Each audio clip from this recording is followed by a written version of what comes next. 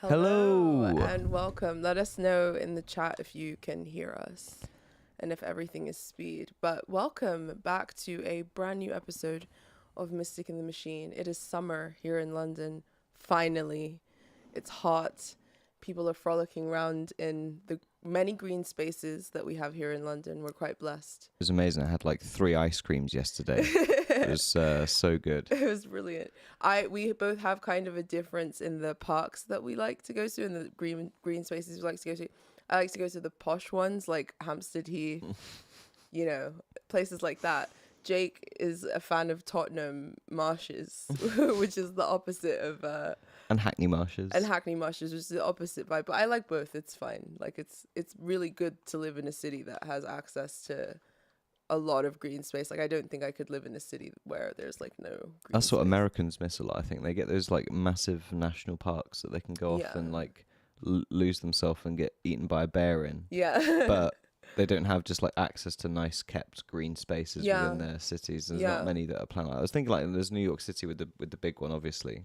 With Central Park. But there's like big rats in there. Yeah, I didn't want to like go in there. Rats the size of dogs. Because the rats did scare me off. The one time I was like, oh, let's go and walk through that at night time. That'll be fun. And I was like, oh no, that's let's not do that. That's a sign. Let's not do that.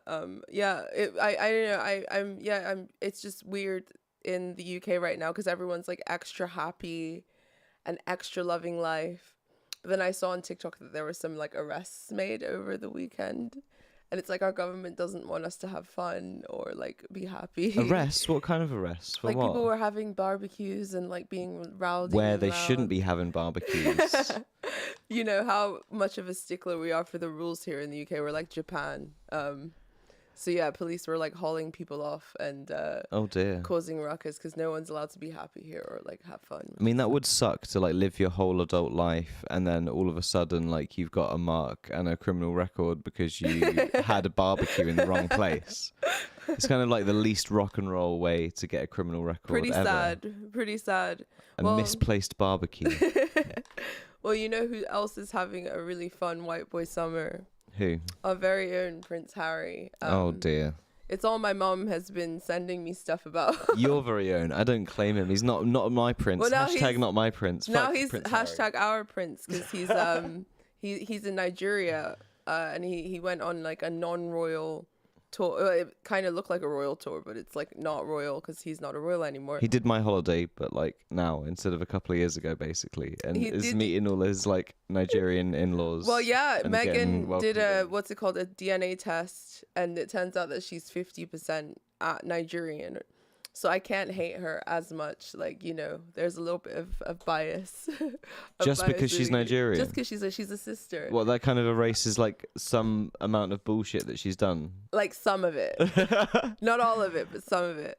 But yeah, they made a trip to Nigeria. There was a ton of fanfare and kerfuffle in Nigeria, of course, which is, I don't know, kind of, I'm of two minds about it. It's like cringe and embarrassing. Like how fucking invested Nigerians are in this shit and how they're like, our princess, blah, blah, blah. But at the same time, it's pissing off the British establishment and the British royal family. So, like, it's like a win in that sense. Because they're, like, big mad. They're, like, super angry about it. Like, they're, like, foaming at the mouth. They should, like, stay in Nigeria and, like, help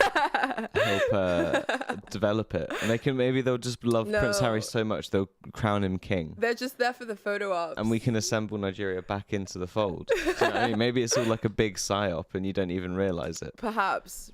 Maybe they're trying to, like, you know, do what they're doing with Rwanda now with us. But here, let's show everyone the clip of Harry being honored in the style of a Nigerian chief.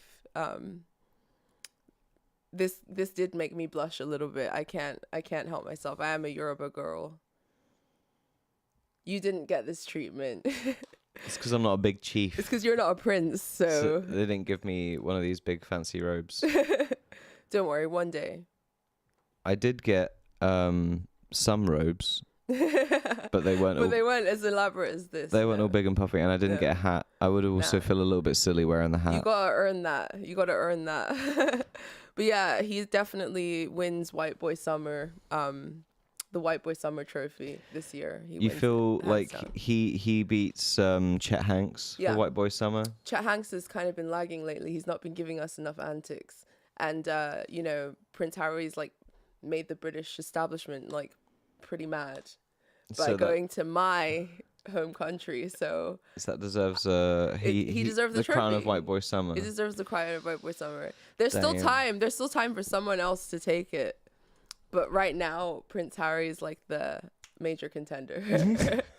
But yeah, my mom is like super excited about it. All my aunties, everybody. They're all going crazy. They're all going crazy. There's been lots of events around Lagos charging exorbitant amounts of money to go to, and everyone wants to go there and be seen because that's like Yoruba culture, especially. We're very kind of loud, show-offy people. Yeah. Don't say yeah. I'm allowed to say. You're not allowed to say it. It's just things I've noticed. Yeah. Over the years. You're not allowed to be a noticer. Mind your business. But yeah. People paying crazy amounts of money to be at events where the Duke and Duchess are attending. Well, they're supposed to be, but then they're not, and everyone's just been grifted for ticket money and overpriced jollof. Pretty much. People are also, kings from surrounding kingdoms have also flocked. Like they've made this huge deal. Like they've made it seem like it's this sort of homecoming.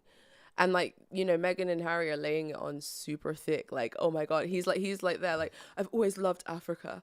Africa's such a big part of my life. And Archie's nanny is this like African lady. And like, it's just so cringe. Like, it's so deeply Well, cynical. wasn't that like part? But it's kind of genius at the same time. Wasn't that part of their like relationship? Was he like took her away to Africa? In the middle of the nowhere for a couple of weeks or some shit. And now she's had her genes tested and found out that she's half Nigerian. It's so interesting. Like especially if I was like a African American and I was going to any part of Africa, I would have probably got the DNA test the first time round. Mm-hmm. It's kind of weird to me. She's kind of conveniently dropping it now. Like just it's taken what, like 10 I kind years? of don't believe it though. I don't believe her. I think it's fake because the thing is, I think that it's like she's like a PR devious genius. And Nigeria is kind of in the zeitgeist. She doesn't have a lot of Nigerian phenotypes, West African phenotypes. Let's put it that I can't see it. All I see is like a white girl like that's been dipped in caramel like slightly. That's all I see. But I don't see the West African phenotype at all. But like she like an Ethiopian that's been kept in the shade. You're not allowed to make these jokes. You're not allowed to make these jokes, okay? You need to stop, okay? I'm not going to be able to save you. But anyway, yeah, she I think it's fake. That's like my opinion. I think it's fake because Nigeria is kind of in the zeitgeist at the moment. Like Afrobeat is like now like a huge global genre. You have like Nigerian artists performing at the Grammys. You have that really cute little Disney Pixar film that came out not too long ago, Iwaju. Mm-hmm. There's so many different sort of elements where Nigeria is sort of breaking into the zeitgeist. And we are the most populous country in Africa. We have the biggest diaspora of any diaspora in the world. So there's like a lot of influence to be had there. So I don't think it's an accident that she's chosen Nigeria as her flag to wave in that sense. But we that's the thing that annoys me about Africans is we'll claim anybody. And I think it comes from low self-esteem. It's like the idea, and also with Nigerians as well, the idea of wanting prestige. Like you said, when you came to Lagos, you saw more Rolls Royces than you've ever seen anywhere else. Yeah, there's Rolls Royce. Sorry, I don't know how to say it. I don't know what you just said there. What did I say? Rolls Royce? I don't know what the fuck I said. How do you say it? Rolls That's the Nigerian Royce. In me coming out. So you say, what is a Rolls Royce? Hey, yes. What is that? Sorry, no, I apologize. Rolls Royce. Yeah, you saw more of those, and not because they're I don't think they're particularly attractive cars, but they're a status symbol. They're pretty cool. They're pretty cool cars. I mean, know. like I'll definitely hang out and get high in one, like for sure. Of course you would. It'd be pretty cool. It'd be of course you would. If you were like the sort of person to get driven around places, It's the perfect But sort of car that's for the that. culture in Nigeria is Exactly. getting So it's driven kind of the around perfect car for by- that. Yeah. That's why I think there's more probably Rolls Royces in Africa and India than there are in the West. But also because it's a status symbol that, and you know, from colonization, the British, the culture they left, the fact that then became the culture of the elite, where like the fucking people in Lagos are more British than the fucking British, like in terms of like old sayings, old cultural habits, because it was all stuff that we were sort of indoctrinated with. So there's that really strong tie between Nigerians and like the British, which is why they're so excited about the fact that the renegade prince has chosen them as like his new de facto homeland or whatever. Even though it's fake, like there's also a lot of fucking poverty, like serious, crazy poverty in Nigeria. As much as there's this sort of opulent cultural resurgence, it's mostly happening within the middle class and the elite.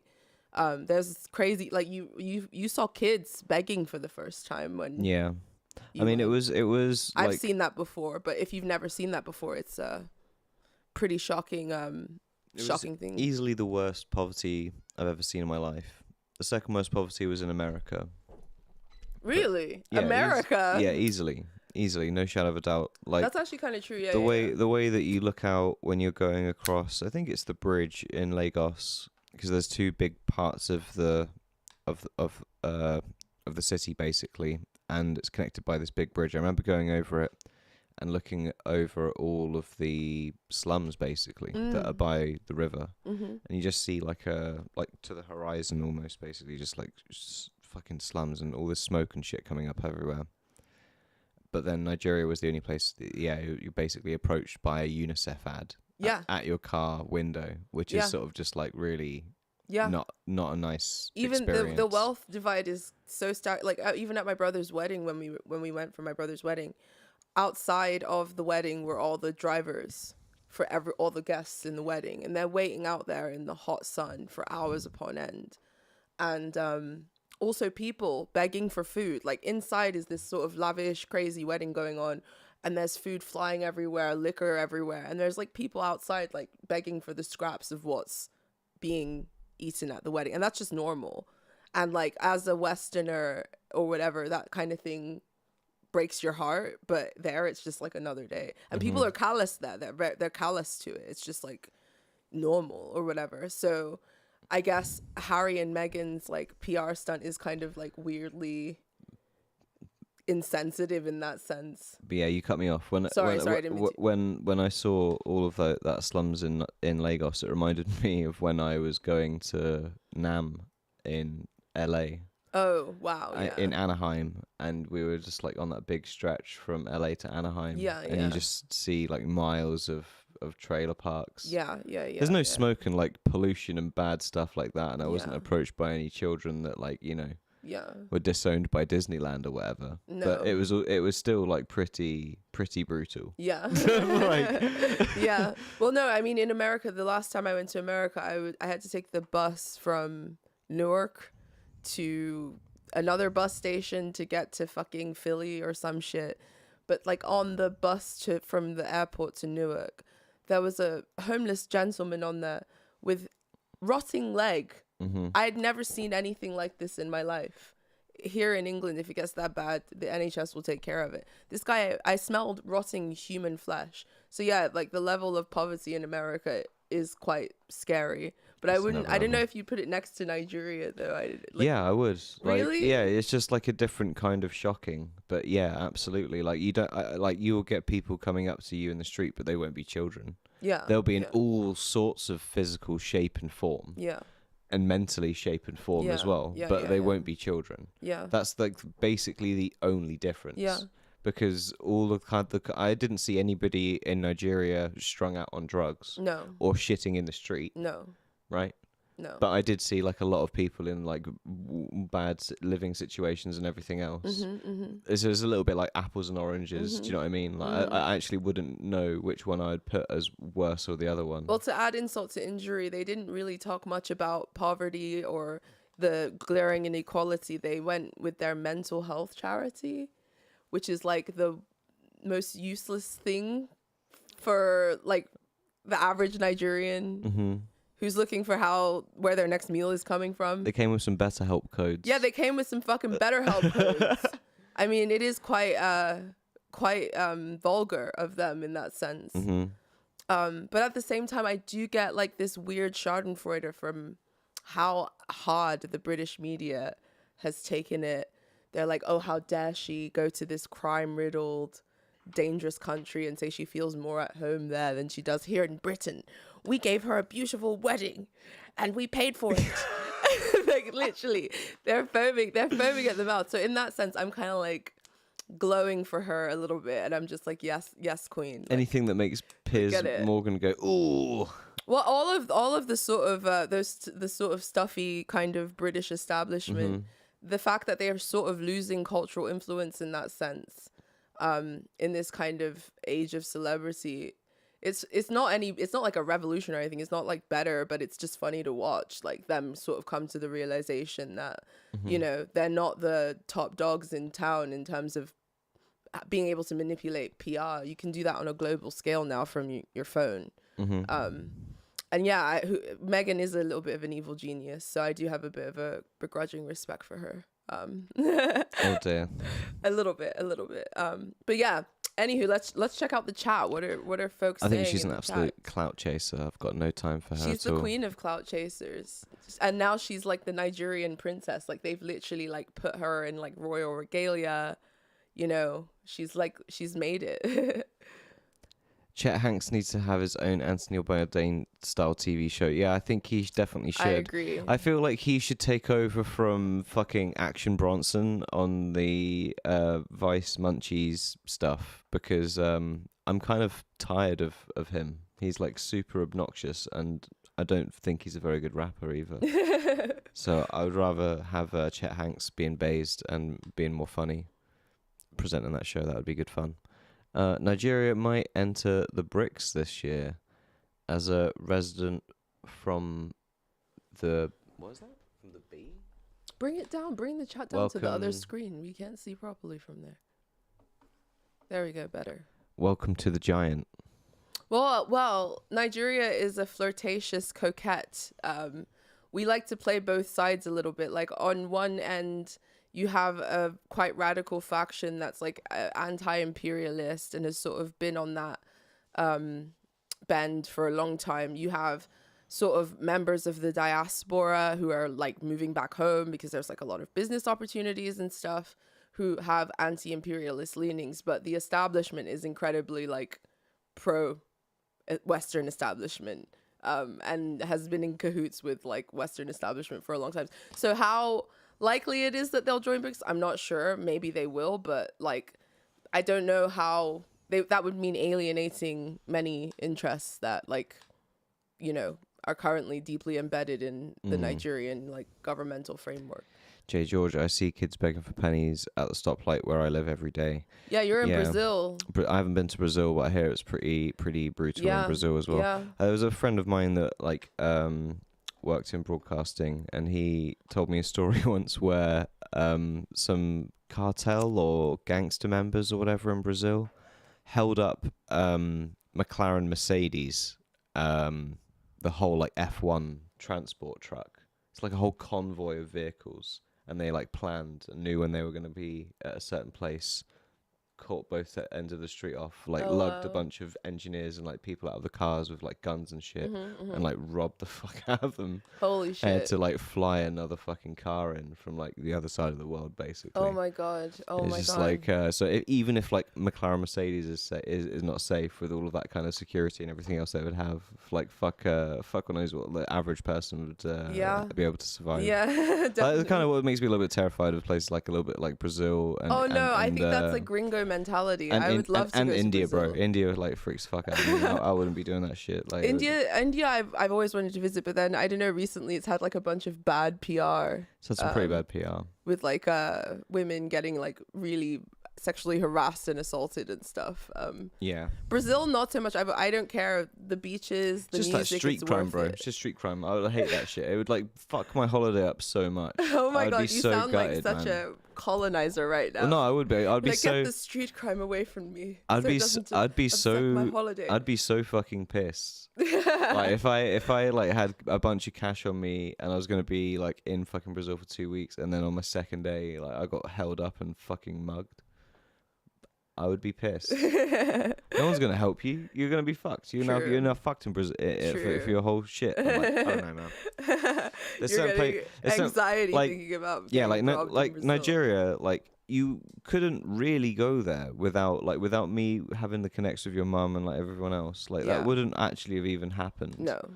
So just the trouble they put you through at the embassy. We had to bribe people. It's like a whole thing. It's insane. Yeah. Like, I don't know. Nigeria's got a lot of fucking shit to sort out. I think it was interesting because we saw there was like a big story recently where they launched their another airline. Not the first airline that Nigeria's ever had, but they haven't had an airline since 2012 or something like this. And this has been a big cause for apparently all the price gouging with ticket prices to Nigeria. Even though it's only 5 hours away from the UK by flight. And then this company opens up. Airpeace opens up, and a bunch of people like drop their prices, but then it's still basically $1,000 return. Yeah. So fuck knows what they were before. There's a whole predatory thing on that route. They say that it's not an important route, despite the fact that we have such a large diaspora, and people are constantly going back and forth. I know something's jippy about all of that situation. Something weird's going on there. Something proper sketchy. It is unnecessarily complicated to get to Nigeria from anywhere in the world. They make it unnecessarily complicated, but then also logistically, there are a lot of other things that could be done to make it more affordable to get there. Yeah, definitely. But anyway, moving on from Nigeria talk, let's introduce our viral TED talk. Oh yeah. So this fella basically did a TED talk on the sort of like. Let's introduce his name. His name's Scott Galloway. I'm sure you've probably seen him floating around if you're scrolling through social media. Yeah, I mean, he does a little introduction for himself, so I won't give him too much of an introduction. But this is basically sort of not reminiscent of that other weird Japanese sociologist who was like, if you're over 60, kill yourself if you like your children and you want, Japan to prosper and stuff. It's kind of not exactly as brutal as that vibe, but it is definitely just kind of really painting a really obvious picture basically as to how older generations have like totally fucked basically millennials and everybody down basically. So yeah, let's crack on with this, shall we? Hang on. There we go. So first insight of the day, I'd like to be the first person to welcome you to the last TED. Okay. By the way, it's clear, what's it called? What are we here for? The Brave and the Brilliant? It's clear that Chris is a frustrated soap opera producer. Essentially what we have here is a telenovela where after a night of unbridled passion between Bill Gates and Malcolm Gladwell, they give birth to their bastard love child, Simon Sinek. I don't know who any of those people are, so I don't know. I started with a question. Do we love our children? Sounds like an illegitimate question, right? Well, I'm going to try and convince you otherwise. Essentially, as we go down generations, we're seeing that for the last 2 generations, people are making less money on an inflation-adjusted basis. That's wild. Even just like the steep jump is fucking stupid. Even in the first graphic he's shown, it's absolutely nuts. So there's a 3% increase from the last generation, and then you know what? Fuck them, dude. Just fuck them. We like don't want them to prosper. That's just as simple as that. And what this is the annual cost of public college as a percentage of income. And so it used to be 14% for your grandparents, 17% for your parents, 42% for us. And pre-tax income as well is also a lot higher. And house price to income is also tremendously lower and almost doubled as well, from 4 times to 7 times from our parents' generation to us, and has over doubled from our grandparents to us. So yeah, just some nice numbers to help you understand why what's going on is going on. In addition, the cost of buying a home, the cost of pursuing education continues to skyrocket. So the purchasing power, the prosperity is inversely correlated to age. Simply put, as we get younger, we're taking away opportunity and prosperity from our youngest. The social contract that is now no longer in place, and for the first time in the U.S.'s history, a 30-year-old is no longer doing as well as his or her parents were at 30. This is a breakdown in the fundamental agreement we have with any society, and it creates rage and shame. As a result, people over the age of 55 feel pretty good about America, but less than 1 in 5 people under the age of 34 feel very good about America. This creates an incendiary. Righteous movements, cuts to our society end up becoming opportunistic infections because, generally speaking, young people have a warranted envy, they're pissed off, and they're angry that they don't enjoy the same spoils and prosperity that were provided to our generation. A decent proxy for how much we value youth labor is minimum wage, and we've kept it purposely pretty low. If it had just kept pace with productivity, it'd be about $23 a share, but we've decided to purposely keep it low. Out of reach, median home price has skyrocketed relative to median household income. As a result, pre-pandemic, the average mortgage payment was $1,100. It's now $2,300 because of an acceleration in interest rates and the fact that the average home has gone from $290,000 to $420,000. By the way, the most expensive homes in the world, based on this metric, are number 3, Vancouver. Why? Because 60% of the cost of building a home goes to permits. Because guess what? The incumbents that own assets have weaponized government to make it very difficult for new entrants to ever get their own assets, thereby elevating their own net worth. This is the transfer I'm going to be speaking about. Okay, so first chunk. I feel overwhelmed and nauseous already. He's just like explaining our millennial. Well, no, it's predicament. like I'm 30, and it's like, you know, all of the things he like talks about in this are sort of basically kind of pain points that are he's talking specifically in America. Yeah, but I don't think that it is unique to America no, at all. even with the college stuff, like tuition fees tripled in our lifetime. Yeah, well, I mean, they were non-existent for my dad's generation. Yeah, they didn't have to pay. So, and also even just the housing market in London currently, part of the reason why we're so gung-ho about staying in Camden is because, like, you don't want to be thrown out into that currently. Like, I watched a TikTok the other day. It was this American lady living in who'd moved to London, and she was like, oh my God, like, I'm looking for a flat and I'm being outbid by like Saudi billionaires who can put up like a whole year's rent up front. mm-hmm. And the amount of times we had that happen to us, and these aren't even like the best places. These are pretty standard places. Yet when you're bidding on a flat, somebody will put down a whole fucking year's rent and you get outbid, and it's just this crazy jungle. And the, you know, landlords are predatory. The private renting market is like oversaturated. House prices are fucking not even, especially in London, there's just like no point thinking about paying anything. I think that a lot of people like our age and younger as well probably feel this stuff, and then also like struggle to understand like why it is like that, because I think a lot of culture doesn't really reinforce that things are different, that things are basically just as they were, and you should be succeeding just as your parents did, and just as everybody and things else should be as did easy before for you. you as like Yeah. And it's just sort of like, no, like look at the actual data of all of this stuff, because it's not just like you feel bad and like mental health crisis or something. It's like something like out of loads of people's hands, and essentially like decisions made by fucking you know, elites of the generation before to completely cut off any kind of growth for people below them. Yeah. And in countries with aging populations, this resentment is even more palpable.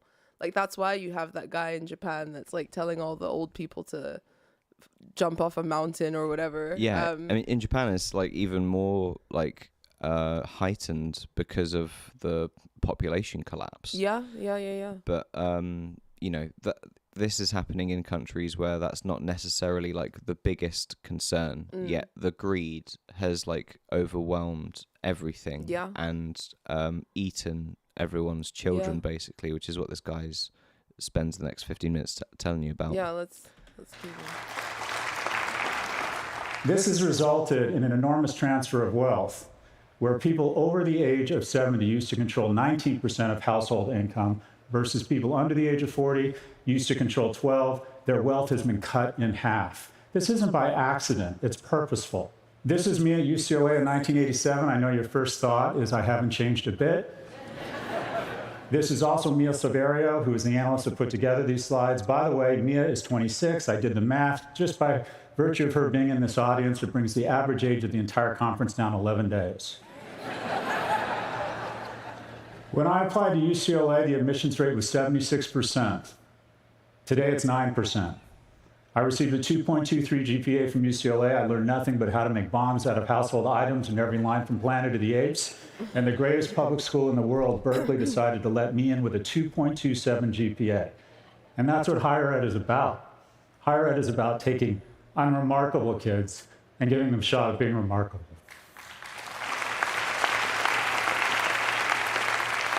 And every year, it's gotten more expensive.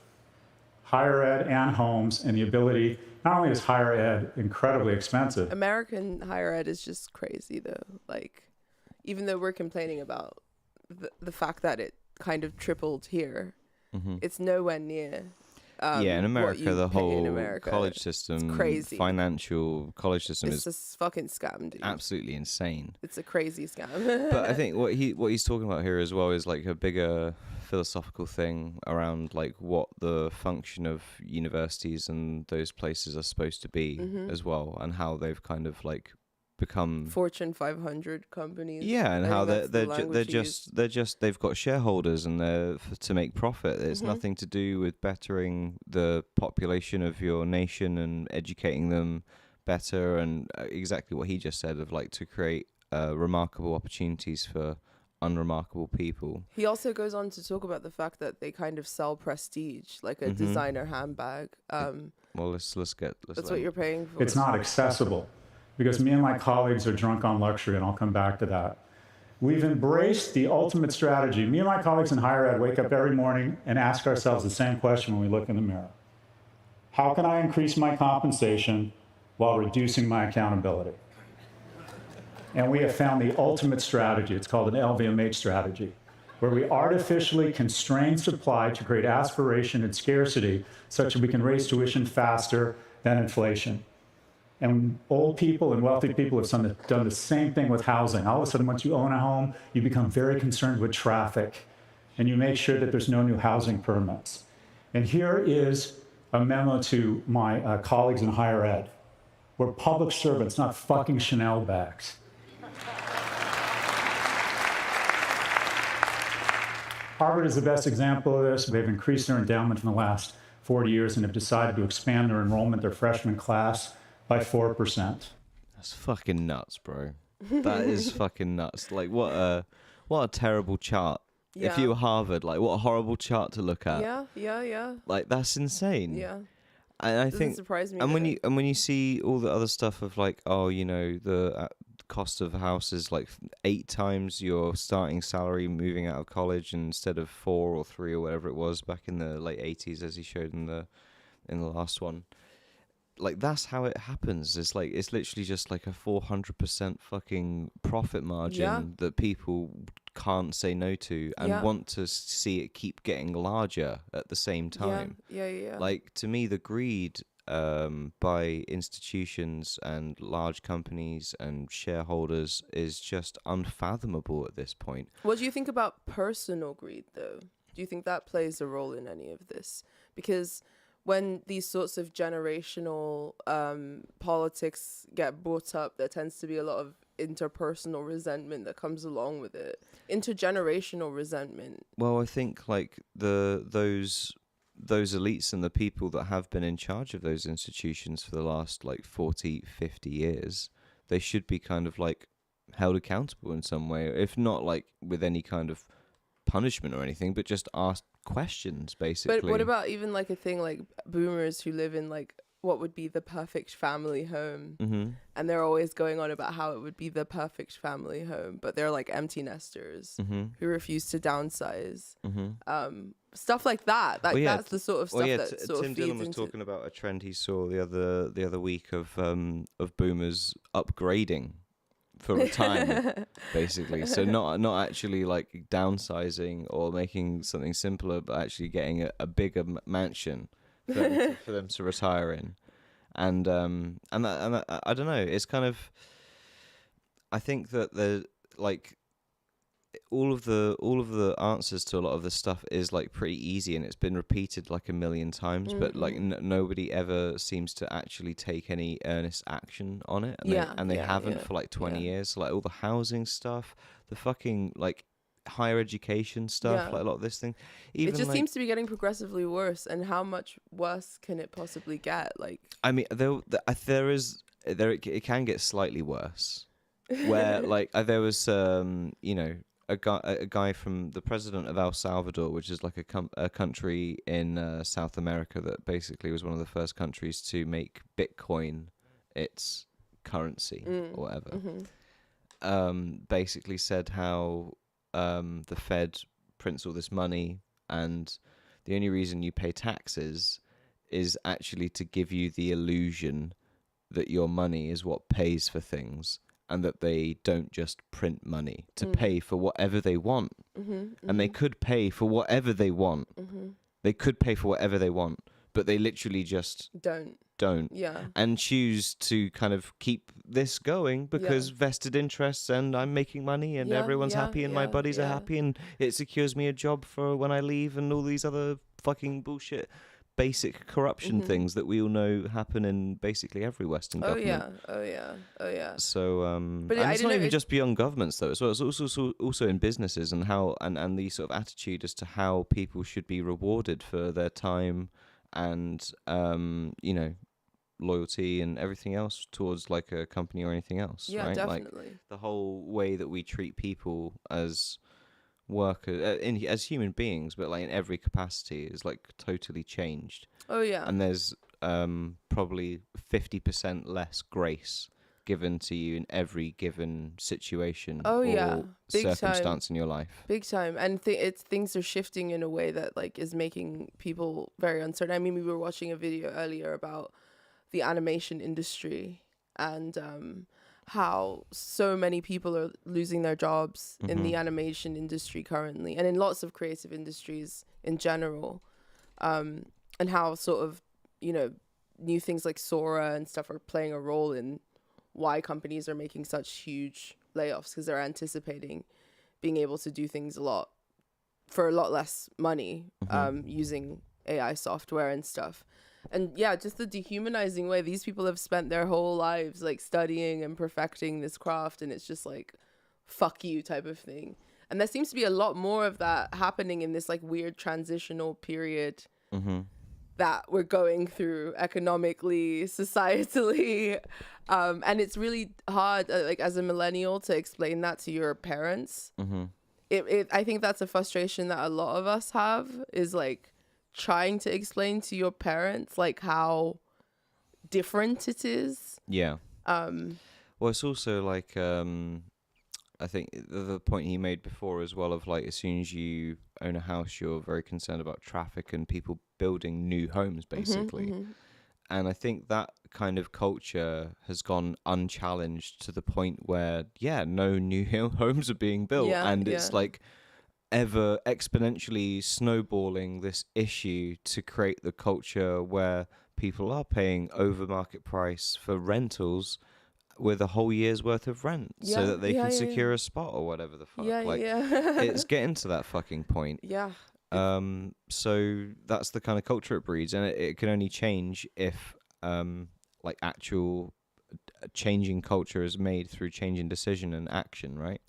And like something has to be done, because I mean, how much bigger can this difference get? How much bigger can this difference get exactly before everything just kind of collapses, like goes kaput? And this is like pretty unique, and it's the Harvard endowment, but we'll show you some more graphs in a little minute that will make you realize this isn't just like an education thing or whatever. This is like every kind of important factor around kind of the makeup of society, basically. So let's keep going.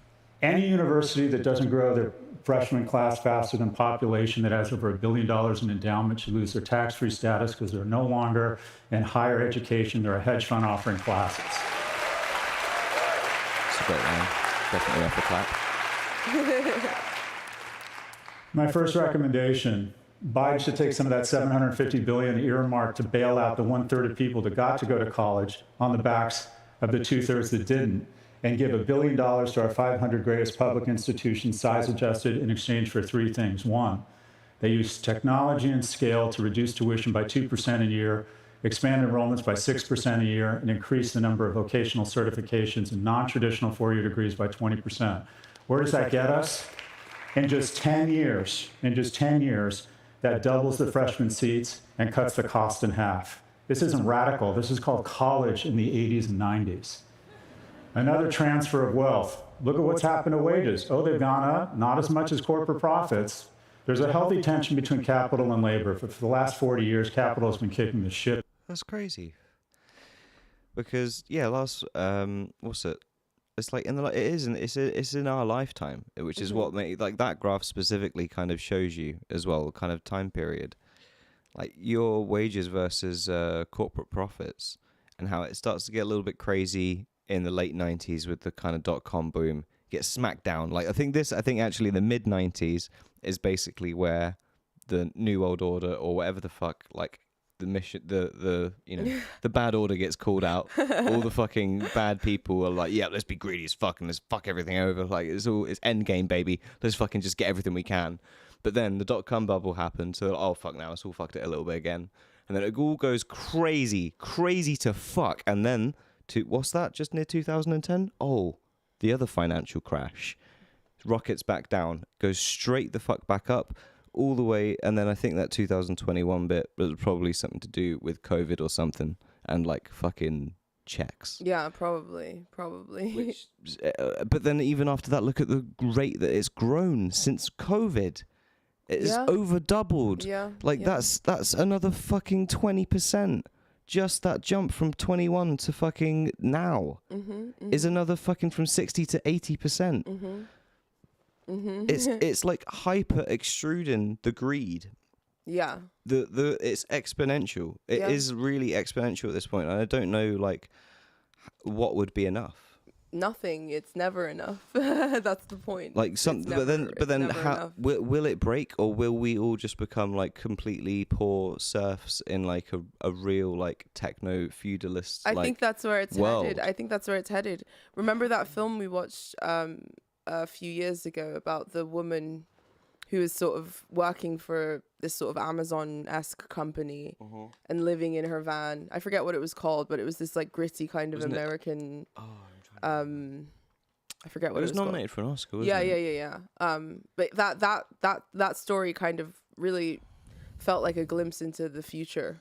Yeah. Where you have these sorts of nomads working for these like we're working within this sort of digital gig economy that are kind of living on subsistence level income or whatever. And that seems to be, where things are headed if they don't change. And that's really frightening. It's just absolutely nuts. And I think like that puts a really good time scale on things, and as to why, things were kind of regular and normal. Yeah. Up until something happened. And you're like, yeah, look at this fucking graph, bro. This is exactly why. This is the stirring of all of the fucking bullshit. Yeah. Is like the amount of profit is weighed over someone else's fucking time. Yeah. Like you didn't have any kind of I don't know. The rampant nature of culture, I think, is driven by the fact that the people know how ripped off they are all the fucking time. And so if there's something else that can kind of make them angry, it like gets that emotion onto them, and then they latch onto this thing, and that's why you see all the causes and all the stuff and all the protests and all these things that are happening. It's like not just like, these bad things are happening in the world, and that's bad, and we should like protest that if you want to protest that. But also, that whatever's happening like, becomes like a symbol of how everybody's getting fucked, and all the energies from that like get transferred into it. There is this bigger, like larger force that is like unseen and like almost unknown by most people, that is causing a lot of this, and the greed, man. The greed is it. The greed is such a big part of it. And if you like, I don't know, that is not a good looking graph. No, it's not. It's not a good looking graph. It's a bad graph. Get out of labor. Well, you think, whoa, what about wages, right? They've gone up. Well, if you compare them to the S&P, they barely register. It's been a... Oh my God. Oh, brother. Yeah. This is absolutely insane. Yeah.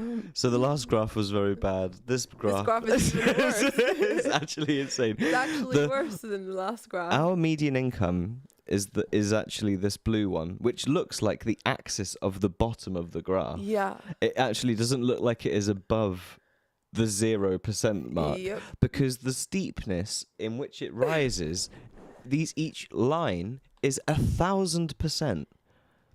It is nearly 5,000% larger than the median income. Yep. Isn't that like crazy? Yeah. Isn't that crazy? Yeah. And like when you sort of think, and a lot of like S&P 500, all of this is like stocks trading and shit. This is just like legalized gambling and shit, basically. This is like the fucking, or is this the wealth of like all of the companies in the S&P 500? I'm not sure. I don't know either. either way, it's sort of like people go like, where's the money to, if you were going to pay taxes, and it's money isn't just printed, and you're not going to go into that conspiracy theory. Where is the money to pay for all of the education and all the things that you want to make this little utopian society you want, bro?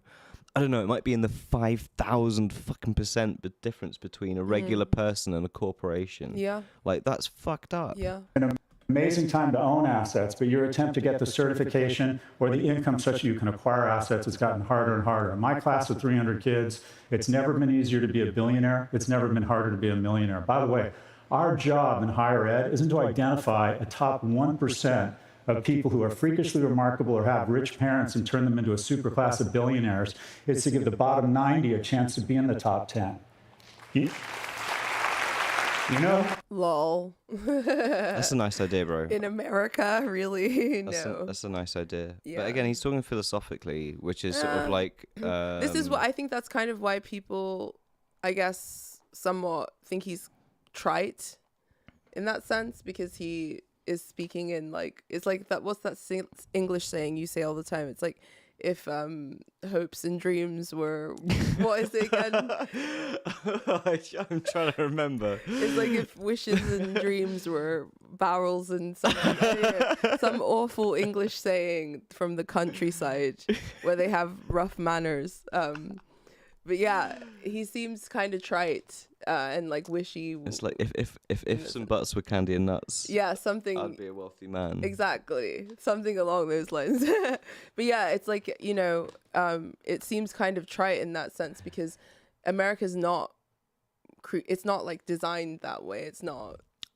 Yeah, America's machinery, it doesn't yield those sorts of results. But that is by and that's by design. But it's also by a giving in to the baseline instinct of lowest cost, highest profit. That is like just it. Like there's no further thought. But that's been the driving engine behind America since like its inception. No, clearly not. The percentages and all the stuff. It looks kind of been steady climbing towards this sort of acceleration. Most of those graphs look pretty okay until the 90s. Yeah.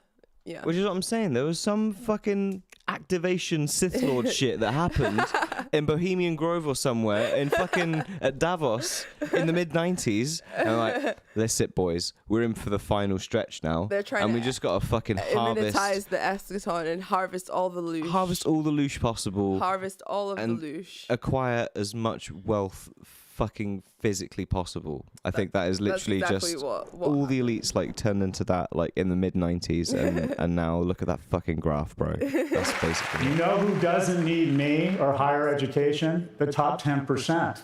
The whole point of higher ed is to give the unremarkables, i.e. yours truly, who was raised by a single immigrant mother, a shot of being remarkable. The transfer has been purposeful. While the cohorts, corporations, and the ultra-wealthy continue to garner more and more of our wealth, we have decided, if they win the gold, let's give them the silver and the bronze, and let's lower their taxes. This transfer is purposeful. It's not by accident. And it works. That's crazy. That last graph is pretty crazy. So it's like corporate tax is disproportionately like lower than I guess the other one. I'm not really sure what this graph says. This graph confuses me. This transfer is purposeful. It's not by accident. And it works. Senior poverty is way down, and we should celebrate that. Meanwhile, child poverty is flat to up. The third rail, I'm going to talk about Social Security. It would cost $11 billion to expand the child tax credit, but that gets stripped out of the infrastructure bill. But the additional $135 billion a year to Social Security, that flies right through Congress. And every year we transfer $1.4 trillion from a cohort that is increasingly doing less well to the cohort that is the wealthiest cohort in the history of this planet. I'm not against Social Security, but the criteria should be if you need it, not whether you have a catheter. 80% of you have absolutely no reason to ever take Social Security. It is bankrupting our nation, and we have fallen under this mythology that somehow it's this great social program. No, it's not. It's the great transfer of wealth from young to old. I'm not sure about Social Security I'm not because sure this about is all that. American things and the way their retirement works. I don't know how it works. Which I think from his description basically is that essentially that I think that by the sounds of it, you just are entitled to Social Security when you get to a certain age in America. I think so. That's kind of like how he's pitching it, basically. Mm-hmm. And that then you can just take that money regardless, and that basically everybody takes it when actually most people kind of don't, and only, especially if you're that generation that's been fucking rinsing everybody off. Yeah. And you got assets and property and all this other shit. Yeah.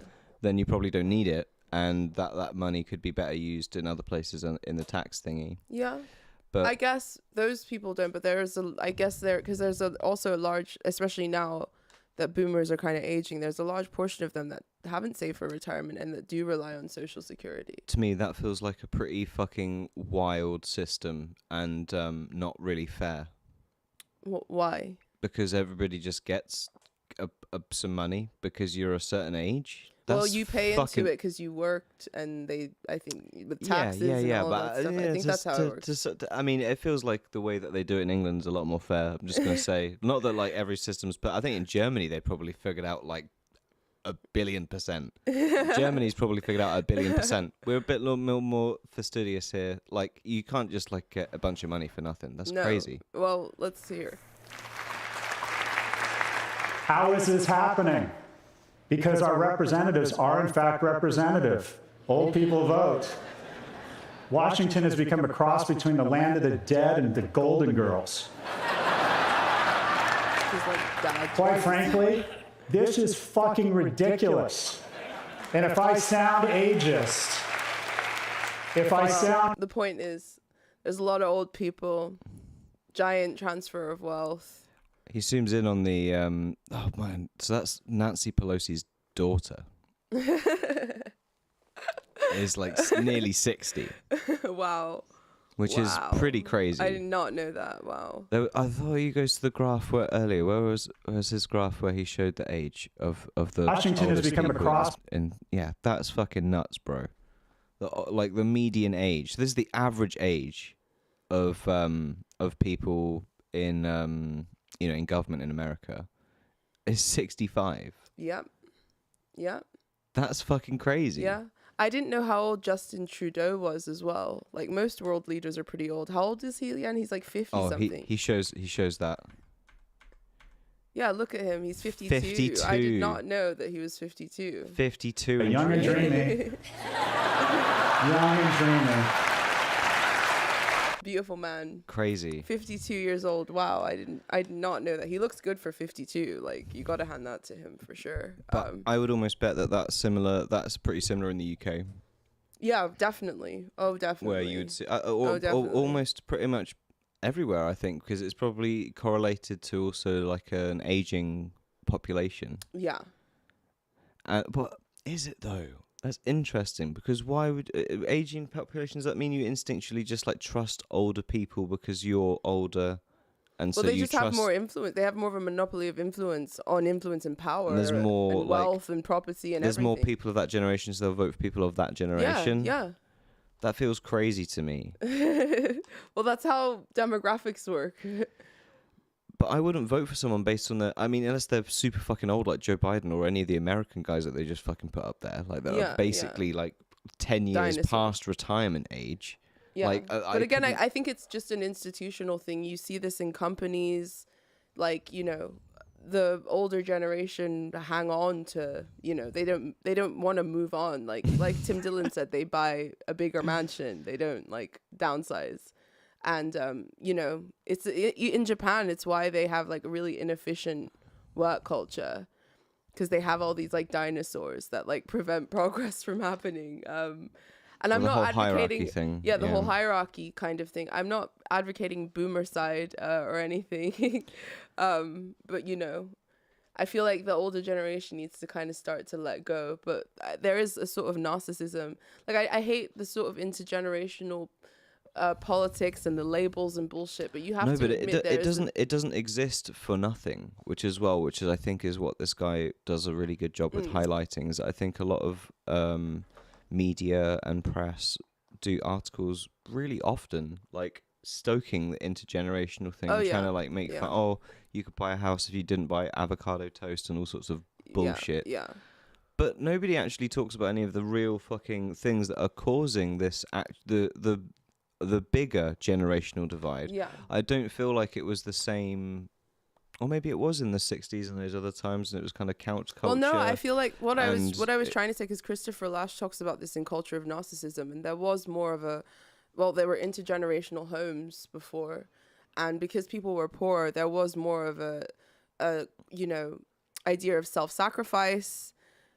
People lived for shorter, so there was like more focus on posterity, the next generation, and wanting better for the next generation.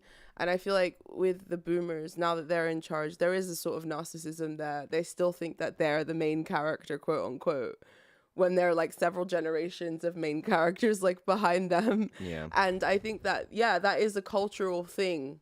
It's a cultural thing as well as an economic thing. That sort of culture of narcissism is, of course, arisen out of the economic processes that have allowed them to kind of hoard those like things.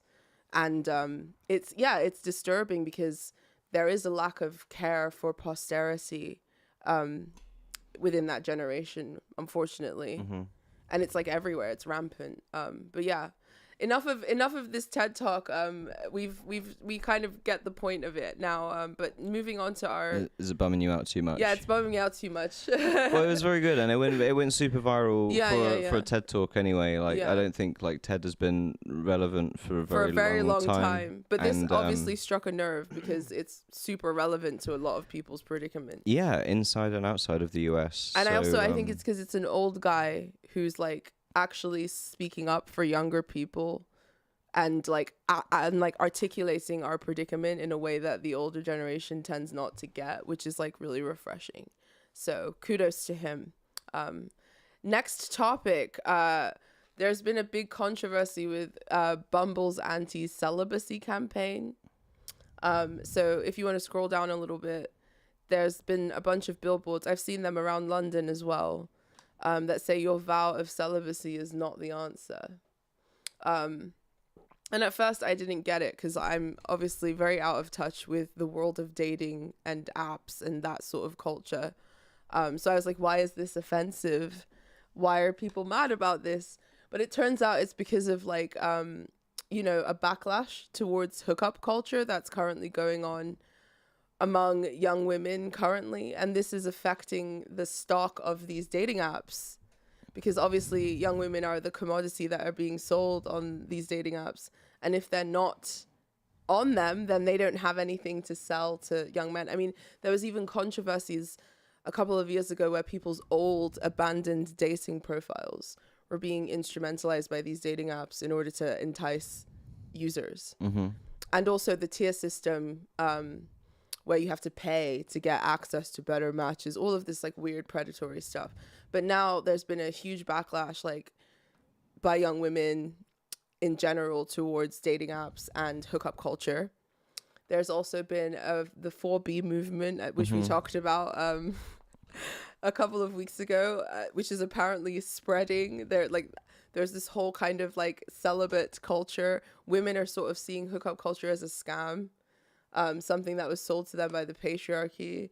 That's like, you know, encouraging them to put their bodies in danger, XYZ, and yeah, they're not having it anymore, and that's why there's this like huge backlash. And I kind of get it. Like you are it like the dating apps are the pimp, and you're the product. It's not if any website is free, you're the product. That's like the saying.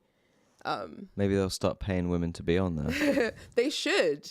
They literally should. If I'm gonna expose myself to a bunch of creeps and have to deal with a bunch of unsolicited dick pics, But then so it's that also you can like, have an app. but then it's Bitch. also like you want to be picked.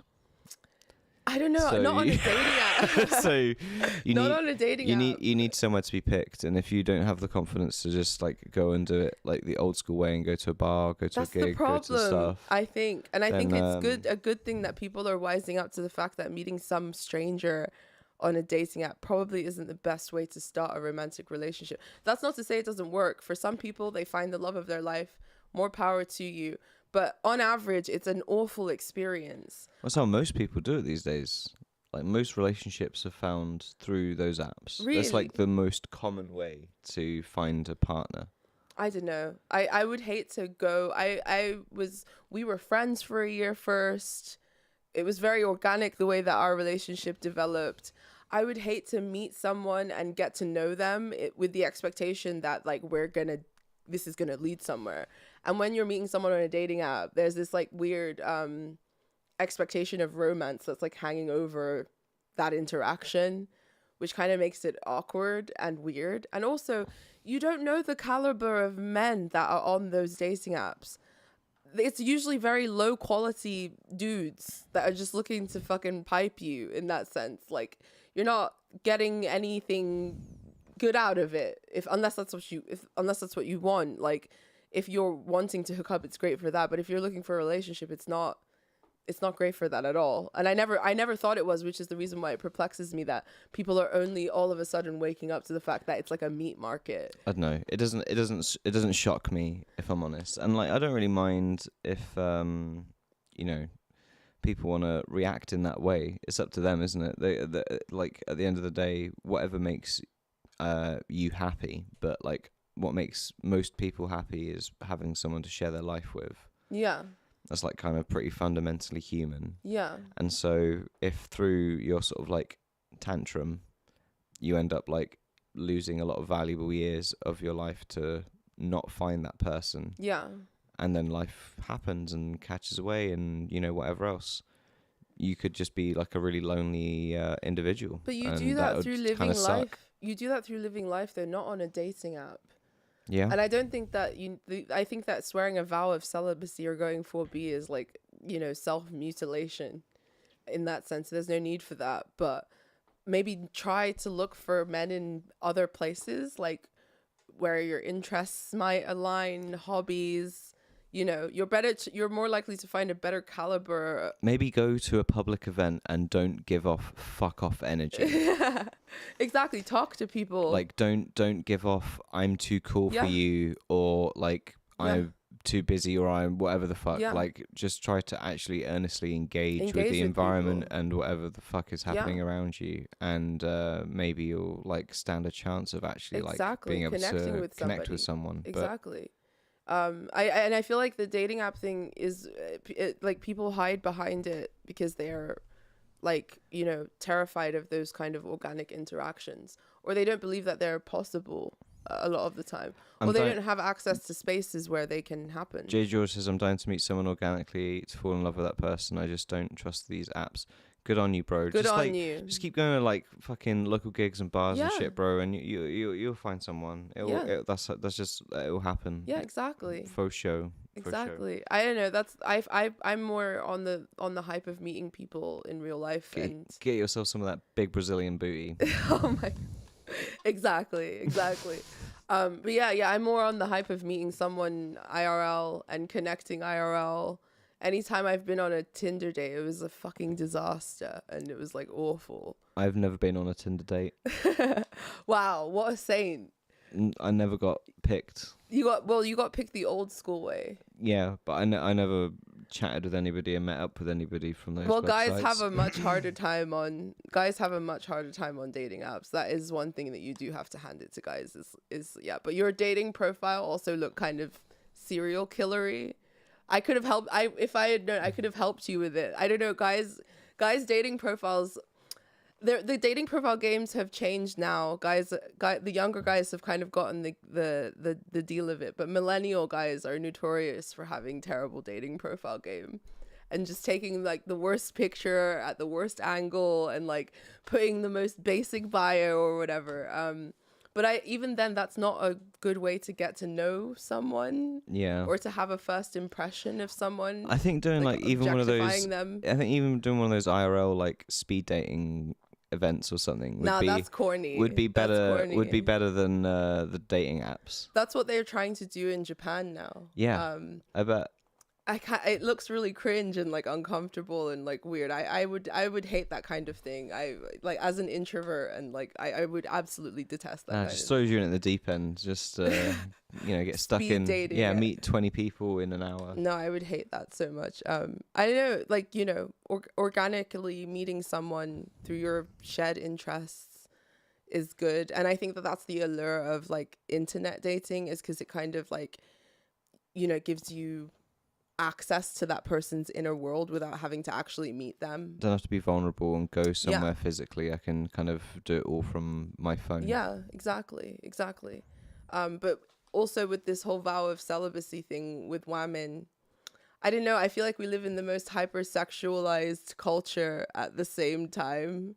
Like especially this summer, Jesus, we've been going out a lot and like all the outfits that everyone's wearing and stuff. It's hard to believe people aren't like shagging, and that like behind closed doors everyone's like celibate and resentful. I don't know, mate. That's really sad if that's the case. Yeah, just keep enjoying the sun, keep enjoying music, and fuck off all those other people that want to be celibate and not fuck and not enjoy themselves. Exactly. It's up to you, bro. Joyless goblins. Exactly. Joyless goblins. For our last topic for the that's what the news anchor from Australia called said. Greta Thunberg. What did she call her again? Exactly. Was it a joyless goblin? Joyless goblin. She is kind of a joyless goblin for sure. Oh my god, there are a lot of joyless goblins out there these days for sure. Oh my god. Last topic for the evening. The cancelling / blocking of celebrities. Mm-hmm. The Met Gala happened last week, and they did. It? Yeah, they did. It did. And they did. The theme was like based on this J.G. Ballard novel, and I have to be a little bit partial because I'm in English. High Rise or something? No, not High Rise. It was based on another one. I forget what it's called. I haven't read it. But I love J.G. Ballard and his novels. He's an English legend. So I was intrigued to see what the theme was. And the theme was, it's a novel that's about rich people, basically, who are staving off the inevitable kind of rise of the peasants. Mm-hmm. And it's sort of a metaphor about like fleeting beauty. Mm-hmm. So the Met Gala made that its theme. Mm-hmm. The idea after all those graphs, that's what they're going with. After all those graphs, they decided to go with that theme. And they're then just rubbing it in your face. And then there was like a famous influencer that said let them eat cake and did like a TikTok saying let them eat cake. And she had like this Marie Antoinette like hairdo. And then everyone freaked out and they were like, this is it. This is the last straw. We're cancelling all the celebrities. We're blocking them. We no longer want to follow them. Like, number one, I've never followed any celebrity. I would say if you are the sort of person that does follow celebrities, join all your friends and unfollow all the celebrities. What are you doing spending time and psychic energy following a bunch of rich people's lives? Well, like, that's the to thing me, that feels like such a... There's, as much as I understand the sentiment, there's kind of a hypocrisy to it as well, because a lot of the people who are bellyaching about this wish they were at the Met Gala. They love living vicarious through celebrities. I bet this is the sort of place that serves dinner that's like a little bite of salmon on a cracker or something. I would hate the Met Gala. I doubt they even serve dinner, dude. Then what was even the point? Ghetto. Like, just so you can go in a stupid pompous dress. Costume and like get photographed. It's the social status element of it. Fuck that shit. But yeah, anyway, I think there's a slight hypocrisy to the backlash. Number one, like people put way too much emphasis on celebrities. The real people in charge are people who you don't know about and like can't get to. And people were like making allusions to the French Revolution and stuff. And like during the French Revolution, the mob was so fervent that they were like ripping people apart. And so rip Nancy Pelosi's 60-year-old baby apart. How could they? Oh my gosh, shush you. How could they? Well, yeah, they were ripping babies apart. They were guillotining people for fun. Like the mob kind of psychology is dangerous. Maybe it is fun. Perhaps. Have you tried it? I haven't tried it. Maybe I need to. Don't knock it till you try it. Maybe the French are onto something. They have been with cheese and many other things, so I'll give them a chance. Beheading people for fun on the guillotine. Beheading the elite greedy cunts for fun. That sounds like after all those graphs, mate. I'm on board. Well, it goes back to... Them graphs have got me in the mood for some guillotines. Well, it goes back to the whole enantiodromia thing that I always talk about, doesn't it? Like, becoming evil in order to fight evil just kind of perpetuates the cycle of evil. Well, it feels like if you get some guillotines, maybe the graphs will start going the other way. Well, that's the thing is, look, during the French Revolution, it changed the course of history, but then, again, a resurgence of evil happened again. The cycle continues. And like my whole thing is like break the fucking cycle, and that's kind of what I see is like resentment taking the place of actual analysis, actual organizing, silly shit. Like people think that fucking digitally guillotining Taylor Swift is like revolution or whatever the fuck. I don't think it's revolution, but I'm all for it. Stupid. I mean, whatever. Block celebrities if that's what you want to do, but like it's not this grand thing. Like, that's the extent to which it's like Coney 2012 activism. It's like really cringe. And like the fact that there are grown adults that are like fucking, rah about this worries me. I worry for people's psychic state sometimes. That's because you're a very sensitive bear. You're a very sweet girl. I think if people want to en masse block Taylor Swift and also delete her music, like I feel like that would be a really great thing for human consciousness. So like have less of that racket clattering around. Oh my God. I feel like that would be a really good Again, thing. it's like, Marie Antoinette. Ooh. Oh, sorry. It's like Marie Antoinette. The whole story of, whether or not she even said, let them eat cake. And she was just like a child bride that was like sent to France against her will and then became the symbol of everyone's fucking hatred and resentment. A sexy child bride. Oh my God.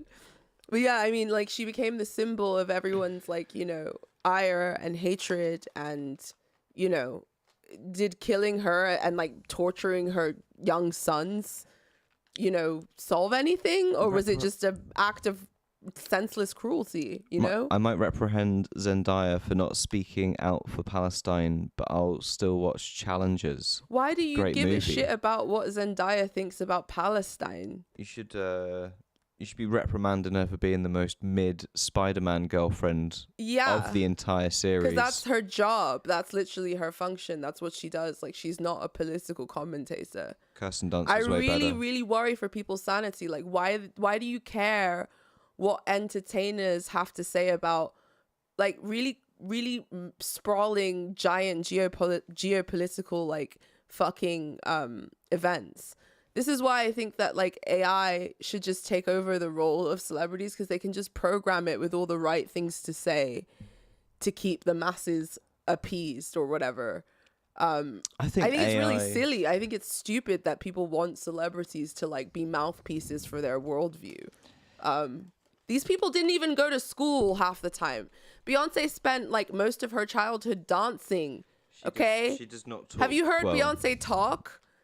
Have you heard her speak? Like, she literally speaks like somebody who didn't go to fucking school. And it's because most of them didn't. They were fucking on sets and they were fucking in like dancing and rehearsing and doing all this shit. And these are the people whose opinions you want on geopolitics. What is wrong with you? The celebrity worship is at its height. I think people keep saying celebrity worship is falling. I think it's at its height, and I think people genuinely want to be them and are resentful that they're not them and wish they were at the Met Gala and feel powerless, like you said, to face any of the serious issues that we just talked about in the graph, and are using silly social media tantrums like this to cope. Look at all the serious things with the serious graphs. Yeah, people's brains have turned to mush. People's brains have really turned to mush. I don't know. I can't engage with this kind of discourse. Like, what am I supposed to fucking say about it? I think it's just stupid. People should block Zendaya for being a mid actress. Yes, you should block Zendaya for being a fucking mid actress.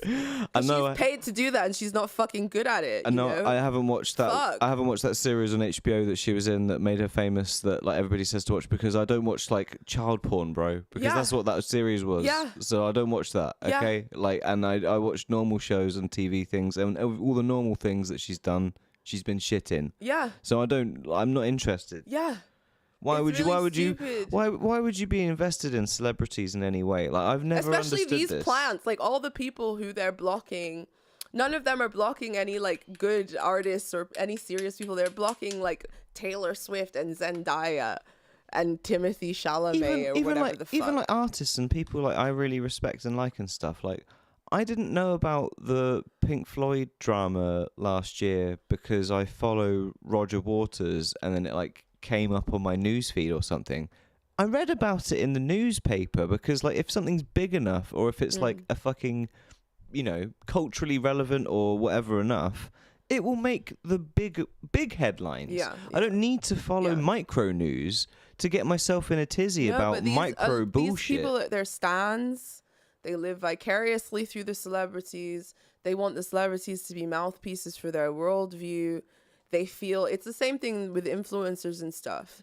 You're a product. You're like a commodity. Therefore, your job is to appease the demographic that you appeal to. You're not an individual, And like that's pretty much why this is happening, and it's like a temper tantrum. Like, we're gonna withhold our support and our but it's not because they're doing activism. It's because they feel like resentful and they feel kind of annoyed about their predicament, and this is one of the few ways where they feel they can have power over it. And yeah, I don't know. I just feel like it's sad that consciousness has been diminished to that level when it comes to quote unquote activism.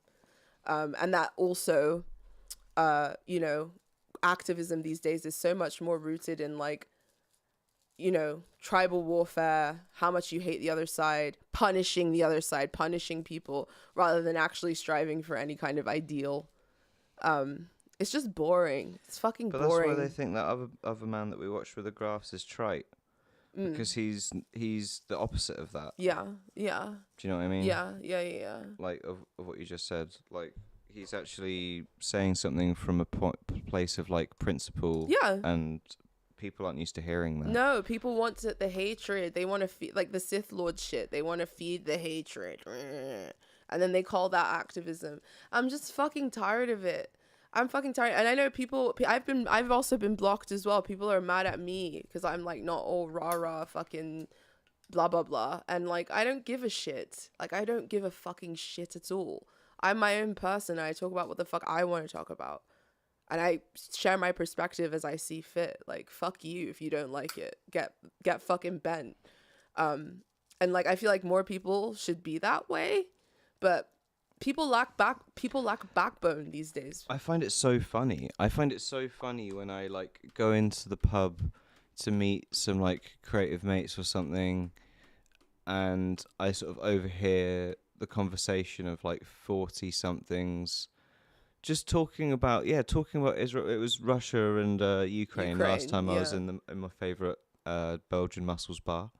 And then next time it's Israel Palestine, and then and they're all just like repeating the same things that they've just heard on the news, or the things that they've just been reading on BBC or whatever. And it's just like, brother, I don't need you to to regurgitate the same shit. to me, And fucking you, asshole. Jeff from accounting, is I don't not going actually to care what you think about any of this. They're not going to give me any kind of don't give a insight shit. that's going to do anything. Yes. So why don't we talk about something more pleasant and relevant to our current circumstances. and interesting, you For know? fuck's sake. Like The advocacy bullying is getting really like crazy. Really, really, really fucking crazy. And the thing is, you don't know what people are doing. You don't know what their convictions are. You don't know what they're doing behind closed doors. You know? People expect you to be braggadocious and, you know, fucking floss with your social justice and the good deeds you do. Because it's all that's posturing. Yeah, it's all posturing. It's all and moral it's the reason posturing. why anyone does anything. Don't have to talk about any of that shit. You're not under any fucking obligation to talk about any of that shit if you don't fucking want to. And if people can't handle that, then fuck them. Exactly. Fuck them. Fuck Exactly. them. I wish we had a graph to show you how little I cared about celebrities and all of this bullshit, if I'm honest. I mean, I don't know. I am tired of this whole current thing, like fucking roller coaster train that people are on. I feel like it would Form be... your own opinions, create your own convictions, take your own actions, be an individual. It would be like the 5,000% graph. It would be like everyone's interest in Kim Kardashian and then like my interest in Kim Kardashian, and it's never raised above 0, but everybody's like now at 5,000%. Yeah. I just don't I don't get it. No, Like, no. Jay George says, I don't really care. These people are our words anyway. Yeah, we've been noon that, as the kids say. We've been noon that, like, you know. that's such bad grammar.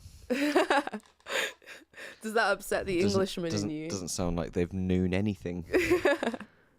Well, I mean, it's just, I don't know. I just think it's, but maybe I'm not that connected to the stan culture and all of that stuff. I'm not really invested in anyone's life that deeply. So blocking celebrities and blocking people, it doesn't really mean much to me at all. You know, and also, but at the same time, I am glad that certain people are starting to rethink their relationship towards celebrity, and also the pedestal that they put certain people on. Maybe turn some of that energy towards yourself. I think part of the reason why people are so lame and are not cool anymore is because they're like living vicariously through celebrities, following trends, idolizing celebrities. Like, what about your personal style? What about what you think is cool? What about your talents? What about your interests? So if you're gonna block all the celebrities, if that's what you want to do, I'm not saying don't do it, but like turn that energy into yourself and, you know, shine, because you deserve to. Block all the celebrities. Fuck those people. They're not worth your time unless you're watching a movie or some shit that they're involved in. Like, it is really not worth. I don't really care what Zendaya or fucking Timothy Chalamet thinks about fucking Israel Palestine. I don't give a shit, because that's not what they're fucking there for. Why do you need to know that about them as well? It's so fucking weird. Like back in the day, you'd have to really get to know someone and like become friends with them before getting anywhere near their political convictions, their moral convictions, their stances on things. But now everyone is expected to wear everything like a fucking banner, and it's really affecting our ability to connect with each other, our ability to form friendships, our ability to form fucking community. There are a lot more important things in your day-to-day pressing life. And the people around you are not your fucking enemies, for fuck's sake. Everyone's acting fucking crazy, and I'm like kind of sick of it. Like, really fucking sick of it. All right. Big old ranters over. Yeah. And, sorry. It had to happen. Thank you for joining us this week. And we will catch you next week with another episode. And also, feel free to join our Patreon if you want to participate in next week's book club. And also, I offer tarot readings, and that's also on Patreon.